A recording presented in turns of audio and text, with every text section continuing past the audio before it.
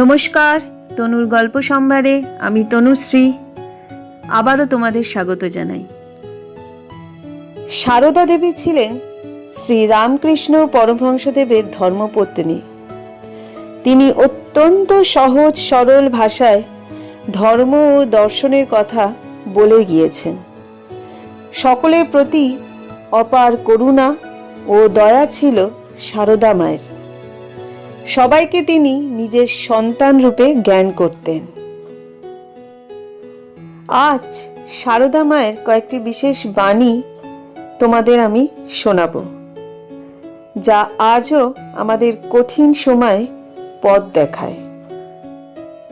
যদি ভালো লাগে তাহলে একটা লাইক করো এবং তোমাদের সমস্ত প্রিয়জনেদের সাথে এবং পরিচিতদের সাথে শেয়ার করো।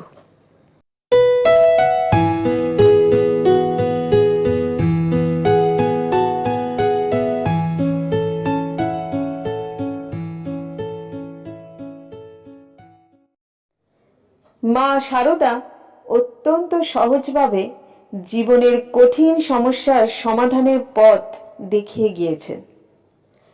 আপাত দৃষ্টিতে সাধারণ একজন গ্রাম্য মহিলা প্রথাগত শিক্ষা ছাড়া যেভাবে গভীর দর্শনের কথা বলে গিয়েছেন তা সত্যি বিস্ময় উদ্রেক করে। রামকৃষ্ণ পরমহংসদেবের সহধর্মিণী তিনি সারদা দেবী মহাসমাধির আগের মুহূর্ত পর্যন্ত নিজের সন্তানদের দুঃখ লাঘবের চেষ্টা করে গিয়েছেন। সমগ্র জীবন ধরে সন্তানদের দুঃখ কষ্ট দূর করার সাধনায় ব্রতী ছিলেন তিনি। সহজ সরল ভাষায় ভগবত তত্ত্ব প্রচার করেছিলেন তিনি। জীবনে কোন পথে কিভাবে চলতে হবে তাও শিখিয়ে গিয়েছিলেন। সবাইকে সন্তান রূপে দেখার অসাধারণ ক্ষমতা ছিল সারদা মায়ের। সমাজ যাকে দূরে ঠেলে দিত তাকেও আপন করে কাছে টেনে নিতে পারতেন তিনি।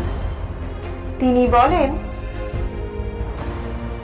আমি সতেরো মা, অসতেরো মা, আমি সত্যিকারের মা, গুরুপত্নী নয়, পাতানো মা নয়, কথার কথা মা নয়, সত্য জননী।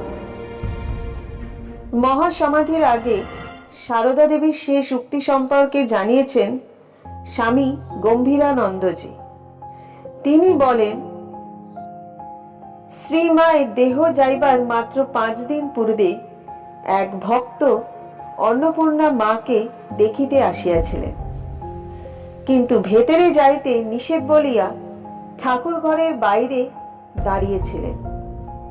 হঠাৎ পাশ ফিরিয়া মা তাহাকে দেখিয়া ইশারা করে নিকটে ডাকিলেন। তিনি কাছে গিয়া প্রণাম করিয়া কাঁদিতে কাঁদিতে বলেছিলেন, মা, আমাদের কি হবে? করুণা বিগলিত ক্ষীণ কণ্ঠে অভয় দিয়া মা আস্তে আস্তে বলেছিলেন, ভয় কি? তুমি ঠাকুরকে দেখেছ, তোমার আবার ভয় কি? তবে একটা কথা বলি, যদি শান্তি চাও মা, কারোর দোষ দেখো না, দোষ দেখবে নিজের। জগৎকে আপনার করে নিতে শেখো, কেউ পর নয়, মা জগৎ তোমার। ভক্তদের প্রতি এই ছিল শ্রী শ্রী সারদা মায়ের শেষ বাণী। মা সারদা তার ভক্তদের যে বাণীগুলো শুনিয়েছিলেন সেগুলি হলো, ভাঙতে সবাই পারে, গড়তে পারে কজনে, নিন্দা ঠাট্টা করতে পারে সবাই, কিন্তু কি করে যে তাকে ভালো করতে হবে তা বলতে পারে কজনে। কাজ করা চাই বই কি, কর্ম করতে করতে কর্মের বন্ধন কেটে যায়, তবে নিষ্কাম ভাব আসে। এক দণ্ড কাজ ছেড়ে থাকা উচিত নয়। 100 জনকে খাওয়াতে হবে না, কিন্তু চোখের সামনে একজন ক্ষুধার্তকে দেখলে তাকে একটু খেতে দিও। যেমন ফুল নাড়তে নাড়তে ঘ্রাণ বের হয়, চন্দন ঘষতে ঘষতে সুগন্ধ বের হয়, তেমনি ভগবত তত্ত্বে আলোচনা করতে করতে তত্ত্বজ্ঞানে উদয় হয়। মনটাকে বসিয়ে আলগা না দিয়ে কাজ করা ঢের ভালো। মন আলগা হলেই যত গোল বাঁধায়। দয়া যার শরীরে নাই সে কি মানুষ? সে তো পশু। আমি কখনো কখনো দয়ায় আত্মহারা হয়ে যাই, ভুলে যাই যে আমি কে।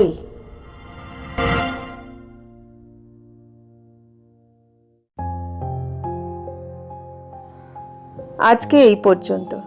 যদি সারদা মায়ের বাণী তোমাদের ভালো লেগে থাকে তাহলে অবশ্যই তোমরা কমেন্টে জানিও।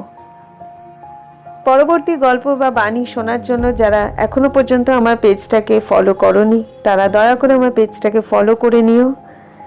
আজকের মতো বিদায় নিচ্ছি। খুব শিগগিরই ফিরবো অন্য কিছু নিয়ে। সবাই ভালো থেকো, সুরক্ষিত থেকো।